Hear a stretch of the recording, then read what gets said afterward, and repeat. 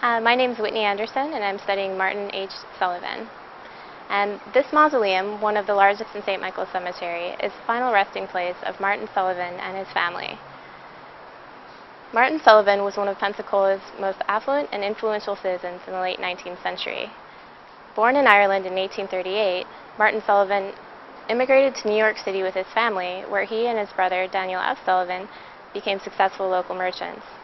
After relocating to Pensacola in the mid-19th century, Daniel and his brother Martin started investing in the local timber industry, purchasing tracts of land along the northern Florida and southern Alabama border.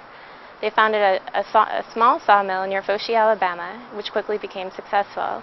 And at the time of Daniel F. Sullivan's death in 1882, the combined holdings of the property was worth $1.5 million and consisted of 250,000 acres of land, a wharf, a railroad, and several ships.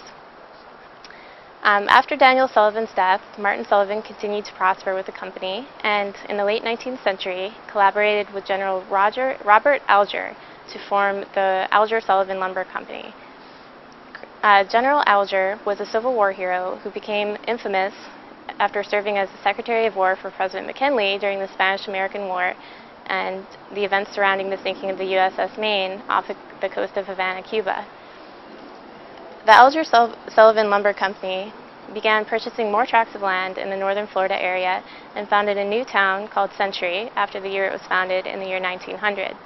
This town, in combination with the Alger-Sullivan Lumber Company, became the most successful lumber industry in the state of Florida and continued to prosper long after the death of both of its founders into the mid-20th century. Buried here in this mausoleum are Martin Sullivan and his family, consisting of Martin Sullivan, his wife Kate, 4 of his sons, Charles, John J. Sullivan, Daniel Sullivan, and Martin Sullivan Jr. In addition, 2 of his daughters, Julia and Marie, are also buried here. And Julia's husband, Miles Tierney, and their son, Grant, are buried here as well. One of the more poignant aspects of this mausoleum relates to its final inhabitant, Marie Reed. She is the infant daughter of Marie Stewart Sullivan, who died on January 1st, New Year's Day, 1912. Her infant daughter died the day after that, so from that we can conclude that she died either in childbirth or in complications from her pregnancy.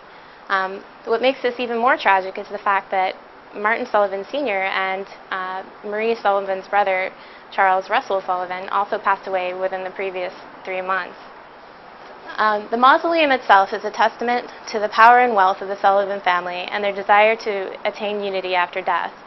The granite facade is engraved with laurel wreaths, which signify their victory over redemption and their affluence and success in their living lives. On either side of the granite facade are 2 urns symbolizing immortality of the soul, and engraved just under the pediment on each side are 2 poppies, which symbolize eternal sleep and rest. Carved into the bronze doors on the interior of the mausoleum are inverted torches, which symbolize death and the brevity of mortal life.